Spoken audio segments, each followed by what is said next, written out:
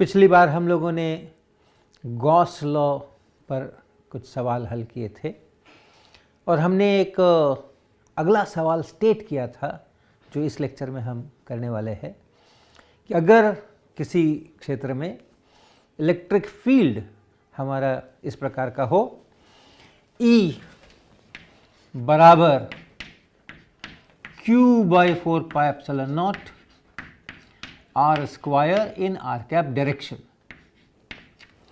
ऐसा electric field है और हमें पता नहीं है कि ये कौन से चार्ज के कारण से इलेक्ट्रिक फील्ड इस प्रकार का पैदा होता है।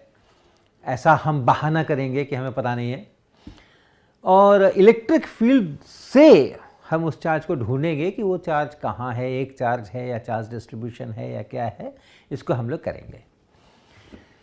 तो गॉस लॉ आपको ध्यान है, हमने कहा divergence of E is equal to ρ/ε0। Rho है चार्ज डेंसिटी, जिस पॉइंट पे आप इस डाइवर्जेंस E को कैलकुलेट करेंगे उसी पॉइंट पर जो चार्ज डेंसिटी है यानी चार्ज पर यूनिट वॉल्यूम, वहाँ पे एक छोटा सा वॉल्यूम अगर मैं बनाऊँ, total charge divided by that volume, ये उस जगह का रो है, वहाँ का ये है। और ये इक्वेशन हर जगह पे पॉइंट बाय पॉइंट इसको फॉलो होना है। तो अगर हम को इलेक्ट्रिक फील्ड पता हो तो ये डाइवर्जेंस करके हम रो पता कर सकते हैं यानी चार्ज डेंसिटी पता कर सकते हैं। तो उसी की कोशिश हम लोग यहाँ से करेंगे। ये इलेक्ट्रिक फील्ड पता है और यहाँ से हम चार्ज डेंसिटी का पता करेंगे। तो हम लोग इसका जो स्वरूप है वो स्वरूप देख करके ही स्पष्ट है कि हम लोग को स्फेरिकल पोलर कोऑर्डिनेट्स में काम करना चाहिए। ओरिजिन और ओरिजिन के बाद यहाँ से r डिस्टेंस पर एक हमारा पॉइंट और फिर उसी दिशा में जो यूनिट वेक्टर है वो r कैप है, जिसको हमने यहाँ r कैप लिखा हुआ है। तो ये स्फेरिकल पोलर कोऑर्डिनेट्स में इस डाइवर्जेंस के लिए जो हमारा इक्वेशन है वो आपको ध्यान होगा।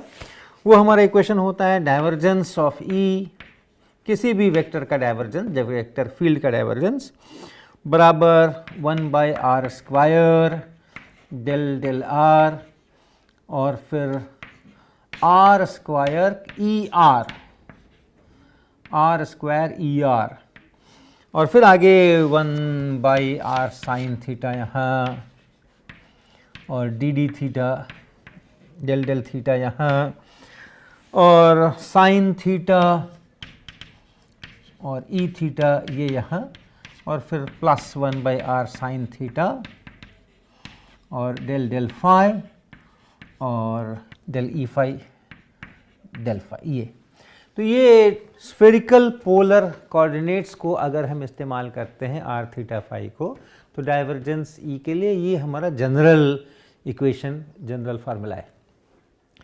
यहाँ देखें, यहाँ जो इलेक्ट्रिक फील्ड है वो r कैप की दिशा में है, यानी थीटा कैप और फाई कैप की दिशा में कोई कंपोनेंट नहीं है।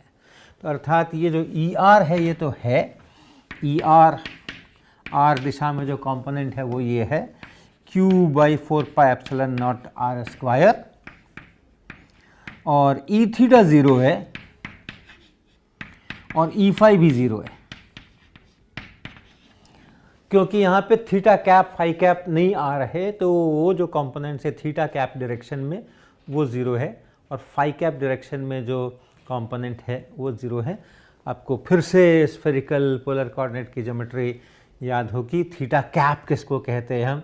अगर आप इस r को न बदलें और फाई को भी न बदलें, यानी यहाँ से अगर आप xy प्लेन पे परपेंडिकुलर खींचते हैं तो ये जो प्लेन बनता है, यहाँ से ऐसे परपेंडिकुलर भी खींच सकते हैं, ये जो प्लेन बनता है इसी प्लेन में हम रहेंगे और इसी प्लेन में थीटा को बदलेंगे, इस थीटा को, ये फाई है।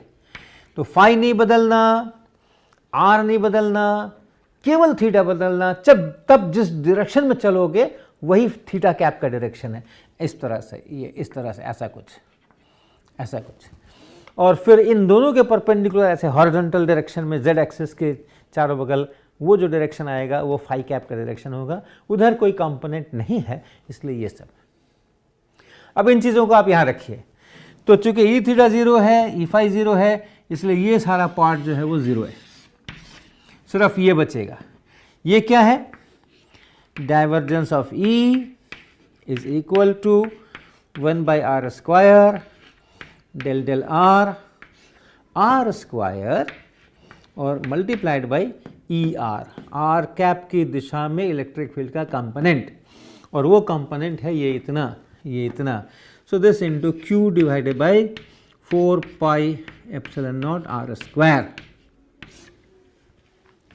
अब आप इस आर स्क्वायर को, इस आर स्क्वायर को काट लीजिए, तो जो अंदर में बच गया वो बच गया Q by 4 pi epsilon not, जो कि कांस्टेंट है, आर पे डिपेंड नहीं करता है, और आर पे डिपेंड नहीं करता है, कांस्टेंट है, और आप आर की अपेक्षा डिफरेंशिएट कर रहे हैं तो 0। तो ये पूरा पार्ट 0, और इसलिए डाइवर्जेंस E बराबर 0। और डाइवर्जेंस ऑफ E बराबर 0 का मतलब है कि रो बाई एप्सिलॉन नॉट ये बराबर 0। डाइवर्जेंस ऑफ E बराबर रो बाई एप्सिलॉन नॉट, और इसलिए डाइवर्जेंस ऑफ E अगर 0 है तो अर्थात रो बराबर 0, यानी चार्ज डेंसिटी है ही नहीं। और ये हर एक आर के लिए निकल करके आ रहा है, हमने आर का कोई एक वैल्यू नहीं लिखा है, तो यानी कहीं पर भी आप पॉइंट लें तो वहाँ पे चार्ज डेंसिटी है ही नहीं, तो फिर ये इलेक्ट्रिक फील्ड आ कहाँ से रहा है? तो इस गणित के अंदर में एक घपला ज़रूर किया है हमने कि इस आर स्क्वायर को, इस आर स्क्वायर को हमने न्यूमरेटर से और डिनोमिनेटर से काट दिया है। अगर r बराबर 0 नहीं है तो ये काम हम कर सकते हैं, लेकिन अगर r बराबर 0 है तो फिर ये न्यूमरेटर में 0, ये डिनोमिनेटर में 0, और 0 बाई 0 को ऐसे काट देना और उसको 1 कह देना, ये उचित नहीं है, ये नहीं कर सकते हम। इसलिए ये जो हमने स्टेप्स किए हैं, ये स्टेप्स, ये जो हमने लिखे हैं, ये r 0 नहीं है तब तो ये सही है, लेकिन r अगर 0 है तब ये स्टेप जो है इसको फिर से देखने की ज़रूरत है। तो एक चीज़ इसमें से निकल करके आ रही है कि yes, rho is equal to 0 for r not equal to 0, यानी ओरिजिन के अलावा, r इक्वल टू 0 यानी ओरिजिन के अलावा और तो कहीं कोई चार्ज है ही नहीं। अगर ये इलेक्ट्रिक फील्ड लाना है तो इस इलेक्ट्रिक फील्ड को लाने के लिए चार्ज कहाँ होने चाहिए, कैसे होने चाहिए, कैसे डिस्ट्रीब्यूट होना चाहिए, तो एक कड़ी उसमें से मिली हमें कि ओरिजिन पर जो कुछ होना है ओरिजिन पर होना है, उसके अलावा तो कहीं कोई चार्ज होना ही नहीं है, चार्ज डेंसिटी 0। अब ओरिजिन पर क्या होगा, r बराबर 0 पर क्या होगा? r बराबर 0 पर हम इस तरीके का काम नहीं कर सकते हैं, और इसलिए हमें डाइवर्जेंस ऑफ E निकालने के लिए इस फॉर्मूला का इस्तेमाल, इस एक्सप्रेशन का इस्तेमाल नहीं करना है। r इक्वल टू 0 पे अगर हम डाइवर्जेंस चाहते हैं, E डाइवर्जेंस E चाहते हैं, इस तरह से हम चलेंगे तो यहाँ आके हम स्टक हो जाएंगे, यहाँ आके हम फंस जाएंगे। तो हम डाइवर्जेंस ऑफ E का जो सबसे पहले हमने डेफिनेशन किया था, और ये कहा था कि ये डेफिनेशन से ये निकल करके आता है, उसकी चर्चा सोचिए। अगर हमें किसी पॉइंट के ऊपर, किसी पॉइंट पर अगर हमें डाइवर्जेंस ऑफ E चाहिए, तो उसकी परिभाषा हमने की थी कि इसको बीच में लेते हुए आपको एक सरफेस बनाइए जिसका अंदर ये पॉइंट हो, क्लोज सरफेस बनाइए जिसके अंदर ये पॉइंट हो, और उसके बाद उस क्लोज सरफेस पर, ये जो क्लोज सरफेस बना, इस क्लोज सरफेस पे आप इलेक्ट्रिक फील्ड का सरफेस इंटीग्रेशन कीजिए। ये क्या चीज लिखी है हमने? ये हमने एक क्लोज सरफेस बनाया, ऐसा बंद आयतन बन गया अंदर में, और उसी आयतन के भीतर में कहीं पर ये पॉइंट है जहां हम डाइवर्जेंस ऑफ E निकालना चाह रहे हैं। और फिर उस सरफेस पर आप कुछ एलिमेंट लीजिए, उस सरफेस पे आप एक एलिमेंट लीजिए dA, और उस जगह पे आप उसका परपेंडिकुलर डायरेक्शन बनाइए, और उस परपेंडिकुलर डायरेक्शन में आप ऐसा एक, उस डायरेक्शन में वेक्टर लीजिए जिसका मैग्नीट्यूड हो इतना। ये है ये dA वेक्टर। अगर आपके पास एक क्लोज सरफेस है, जैसे बॉल की सतह है या बंद सिलेंडर है, ऊपर नीचे से ढक्कन बंद है, सिलेंडर है, किसी भी किस्म का क्लोज सरफेस है जिसके भीतर एक वॉल्यूम है, तो आप उसके सरफेस पे एक छोटा सा सरफेस एरिया एलिमेंट बनाइए और यहाँ से एक वेक्टर खींचिए जिसका डायरेक्शन आउटवर्ड नॉर्मल की तरफ हो और जिसका मैग्नीट्यूड इस एरिया के बराबर हो, उसको हम लोग कहते हैं डीए वेक्टर। और यहाँ जो इलेक्ट्रिक फील्ड है उसके साथ में उसका आप डॉट प्रोडक्ट लीजिए, तब ये बनेगा, और इस पूरे सरफेस पे उसको इंटीग्रेट कर लीजिए, तब ये बनेगा। और इसको आप भाग लगाइए इस वॉल्यूम से, ये जो वॉल्यूम है उस वॉल्यूम से आप भाग लगाइए, ये जो क्वांटिटी बनी इसका फिर आप लिमिट लीजिए, ये बेसिक डेफिनेशन है, इसका लिमिट लीजिए, जबकि ये जो वॉल्यूम है ये छोटा होते होते हम जीरो पे टेंड करा रहे हैं, ध्यान रहे ये हमेशा अंदर रहना है। तो यानी हम उसको छोटा करते करते और बिल्कुल इस पॉइंट को इंक्लोज करता हुआ इन्फिनिटेसिमल रेडियस वहाँ तक हम पहुँचना चाहते हैं। ये जो चीज़ है, this is divergence of E at that point, divergence of E at this point, ये हमारा बहुत बेसिक डेफिनेशन है और हम इसी को इस्तेमाल करने जा रहे हैं यहाँ अपने केस में डाइवर्जेंस ऑफ ई निकालने के लिए। तो क्या करें हम r इक्वल टू 0 के लिए, r इक्वल टू 0 के लिए हम इस ओरिजिन को केंद्र में लेते हुए और एक स्फेरिकल सरफेस कंस्ट्रक्ट करते हैं, एक ये स्फेरिकल सरफेस हम कंस्ट्रक्ट करते हैं किसी भी रेडियस का, और तब हम पूछते हैं भाई कि यहाँ पर ये integration E dot D A क्या है। तो अगर आप integration E dot D A लिखेंगे इस क्लोज सरफेस पे, तो जो इलेक्ट्रिक फील्ड है वो है q by 4 pi epsilon naught r square, r cap direction में ये इलेक्ट्रिक फील्ड है, और डॉट प्रोडक्ट करना है आपको डीए से। तो डीए जो है वो उसका जो डायरेक्शन है वो फिर से आर कैप की डायरेक्शन में है, और फिर आप यहाँ पर उसको डीए करेंगे। डीए के लिए आप एक्सप्रेशन लिख सकते हैं। आपको ध्यान होगा कि अगर हम स्फीयर के सरफेस पर हैं, ओरिजिन हमारे सेंटर पे है, तब जो एक सरफेस एलिमेंट हमें बनाना है जिसमें हम थीटा को वेरी करेंगे और फाई को वेरी करेंगे, आर को वेरी नहीं करेंगे क्योंकि हम एक स्फेरिकल सरफेस के ही ऊपर हैं, वो है r square sine theta d theta d phi. ये है वो एरिया एलिमेंट आर कैप, ये है वो डीए, ये जो डीए है कैसा डीए हमने कैसे कंस्ट्रक्ट किया, यहाँ पे वो स्फीयर है, ओरिजिन पे सेंटर है, और फिर हमने जहाँ पर हैं वहाँ पर से थीटा डायरेक्शन में एक आर्क खींचा छोटा, जिसमें कि थीटा का थीटा प्लस डी थीटा बना, और फिर फाई कैप के डायरेक्शन में एक आर्क खींचा, फाई का फाई प्लस डी फाई बनाया, और उन दोनों से हमने यहाँ पे ऐसा सरफेस बनाया, और वो सरफेस इतना बना r d theta into r sine theta d phi. और इसको अगर आप पूरे सरफेस पे फिर इंटीग्रेट करना है मुझे, यानी सभी थीटा फाई लगा देने हैं। अब चूंकि हम ओरिजिन के को छोड़ करके हैं, हमने एक सरफेस बनाया है क्लोज सरफेस, और ये ओरिजिन उसके अंदर है, और हम सरफेस के ऊपर के पॉइंट्स के ऊपर ये सारा सब कुछ कर रहे हैं। इसलिए अब इस इंटीग्रेशन के समय में r बराबर 0 नहीं है, r बराबर 0 ओरिजिन पर है, और मेरा पूरा सरफेस ओरिजिन से तो बाहर है, ओरिजिन मेरे सरफेस पर कहीं पर भी नहीं है, और इसलिए हम अब इस आर स्क्वायर को इस आर स्क्वायर को काटने का हक रखते हैं। और इसको अगर आप इंटीग्रेट करेंगे, इस चीज को अगर आप इंटीग्रेट करेंगे, तो थीटा पे और फाई पे फुल इंटीग्रेशन करेंगे तो ये 4 पाई बनेगा साइन थीटा। थीटा अब इसको हम गोला हटा करके थीटा फाई में लिख सकते हैं। थीटा 0 से पाई जाना है और फाई को 0 से 2 पाई जाना है, पूरा स्फेरिकल सरफेस। तो ये जब आप इंटीग्रेट करेंगे तो ये 4 पाई बनेगा, उस 4 पाई से ये 4 पाई कटेगा, और आपको उत्तर मिलेगा q बाई एप्सिलॉन नॉट।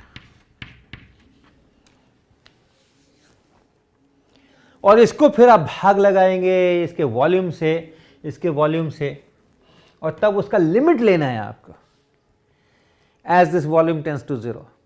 लेकिन अभी हमारे पास में बहुत सीधी सी बात है कि अगर हम इसको देखते हैं यहाँ से डाइवर्जेंस ऑफ ई बराबर ऐसा, तो अगर हम इस पॉइंट के अलावा कहीं हैं, जो कि हम ऑलरेडी देख चुके हैं, लेकिन इस पॉइंट पे ओरिजिन पे अगर हम इसको देखते हैं डाइवर्जेंस ऑफ ई को, जो कि इस E dot D A divided by टॉ है, लिमिट इसका एज टॉ टेंड्स टू 0, और ये जो चीज है ये फिक्स्ड है, ये फाइनाइट है क्यू बाई एप्सिलॉन नॉट, और भाग लगा रहे हैं हम वॉल्यूम से, और उस वॉल्यूम को जो 4/3 पाई आर क्यूब बनने वाला है, और उसको हम भाग लगाने वाले हैं, और उसको हम 0 टेंड कराने वाले हैं, दिस गोज टू 0, ये फिक्स्ड है, ये फाइनाइट है Q by epsilon not,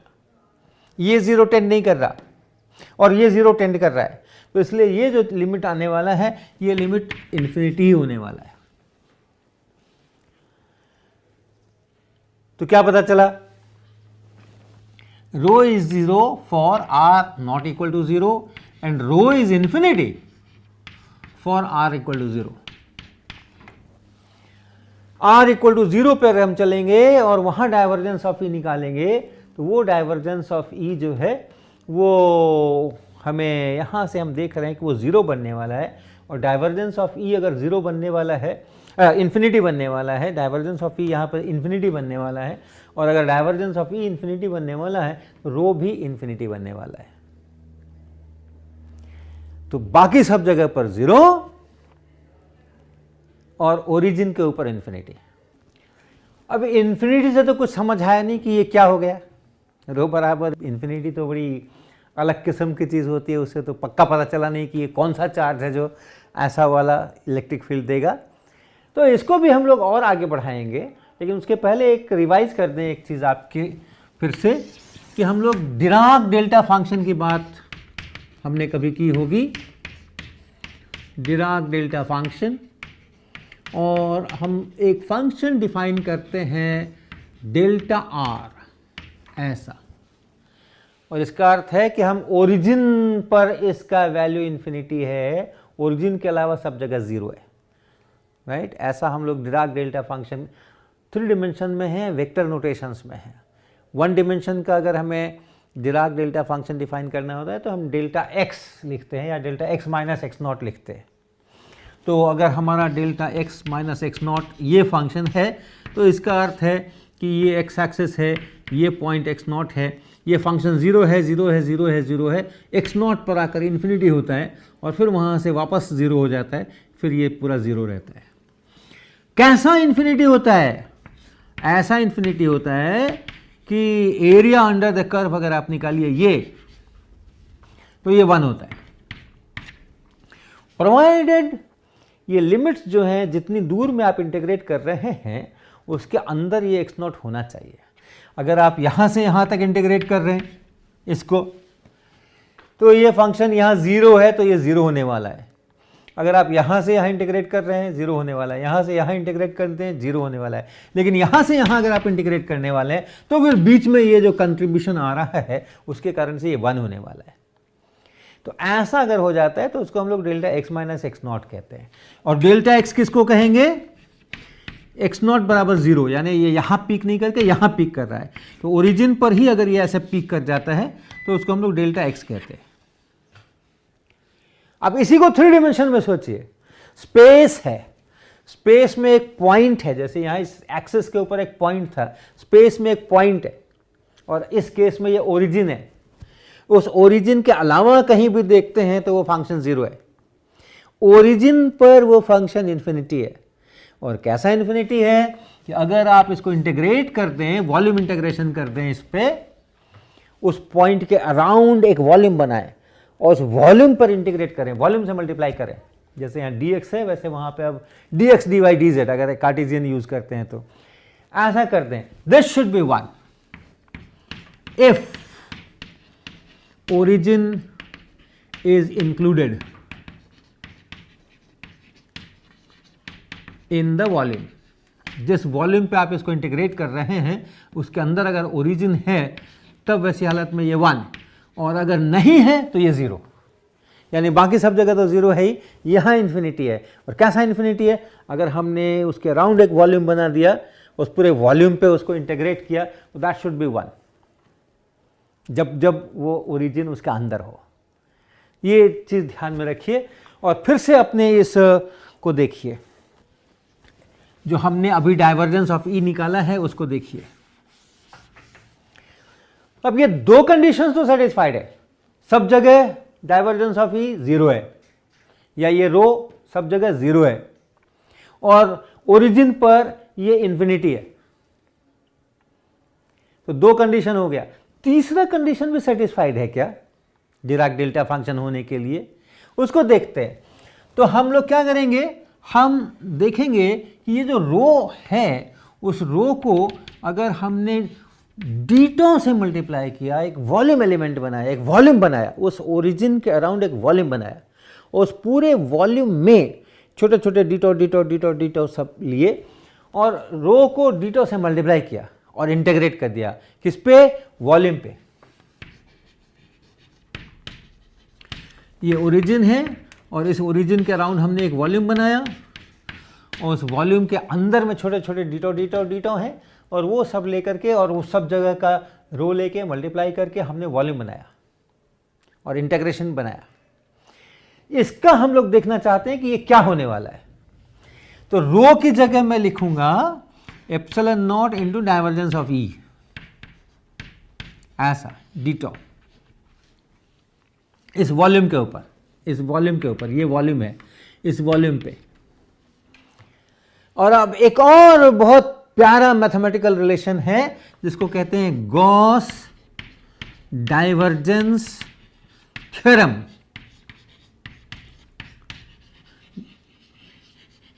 Gauss law से ये बिल्कुल अलग है।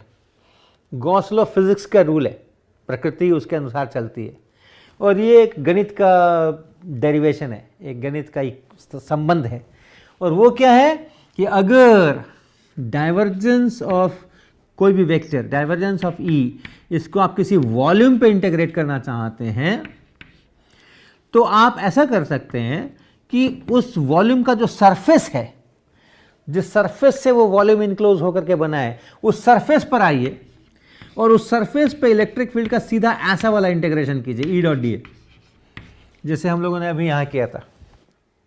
और ये दोनों आपस में बराबर होते हैं किसी भी वेक्टर फील्ड के लिए, कि उसका डाइवर्जेंस अगर यहाँ है और तब उसका वॉल्यूम इंटीग्रेशन कर रहे हैं, तो फिर आप उस फील्ड को बिना डाइवर्जेंस वगैरह लिए हुए डायरेक्ट केवल उस वॉल्यूम के सरफेस के ऊपर आप उसको इंटीग्रेट कर डालिए तो भी उतना ही आ जाता है। इसका इस्तेमाल हम यहाँ करेंगे तो क्या मिलेगा, क्या मिलेगा, इसका इस्तेमाल यहाँ करेंगे तो ये एप्सिलॉन नॉट तो मिलेगा ही मिलेगा, और उसके बाद हमें मिलेगा integration divergence of E ditto, अर्थात ई डॉट डी ए किस पे, उस सरफेस पे, और वो क्लोज सरफेस है, ये ऐसा बना सकते हैं। क्यों है क्लोज सरफेस, वॉल्यूम है, उस वॉल्यूम, जब वॉल्यूम हमने डिफाइन किया तो उसका एक सरफेस, बंद सरफेस डिफाइन हो गया, उस पर ये इंटीग्रेशन होना है। और ये चीज आप जानते हैं अच्छी तरह से, ई डॉट डी ए अभी हम लोगों ने देखा कि ये जो ई डॉट डी ए है that is Q by epsilon not. हम एक स्फेरिकल वॉल्यूम लेकर के और ये काम कर सकते हैं। तो अभी जैसे हम लोगों ने देखा कि ये जो integration E dot D A है वो अंत में हमें क्यू बाई एप्सिलॉन नॉट मिला था, इसलिए ये है epsilon not into Q by epsilon not, अर्थात क्यू। तो अब आप, और ये जो है ये रो डीटो है, एक्चुअली ये जो है ये रो डीटो है, rho ditto, this is rho, rho ditto जो है this is equal to q. अगर ये जो वॉल्यूम लिया है इसके अंदर ओरिजिन है, और अगर इसके अंदर ओरिजिन नहीं है, यहां कहीं वॉल्यूम ले लिया, तब ये जीरो है। तो आप देखिए डिराक डेल्टा फंक्शन होने की तीनों शर्तें ये रो सेटिस्फाई कर रहा है, एक अंतर के साथ, यहां 1 होना चाहिए था, डिराक डेल्टा फंक्शन में इसको 1 होना चाहिए था, बाकी दोनों शर्तें ठीक है। Delta r is equal to 0 if r is not 0, बाहर कहीं ओरिजिन पर अगर नहीं है तो, और ओरिजिन पर अगर है तो इसको इन्फिनिटी होना चाहिए।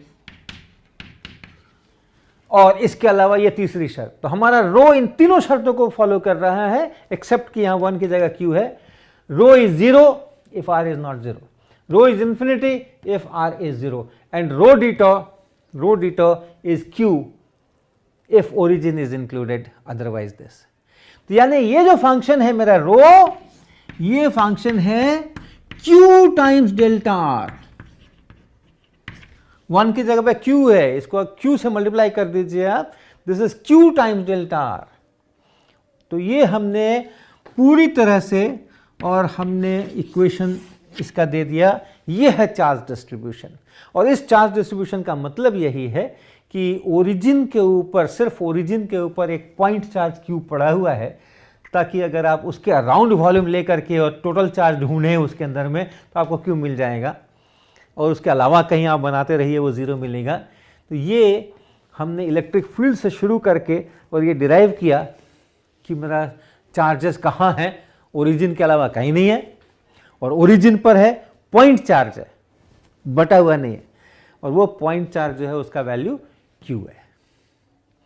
तो ऐसा हम लोग गॉस लॉ का एक उपयोग करते हैं अगर इलेक्ट्रिक फील्ड मालूम हो तो उससे चार्ज डिस्ट्रीब्यूशन निकालने में।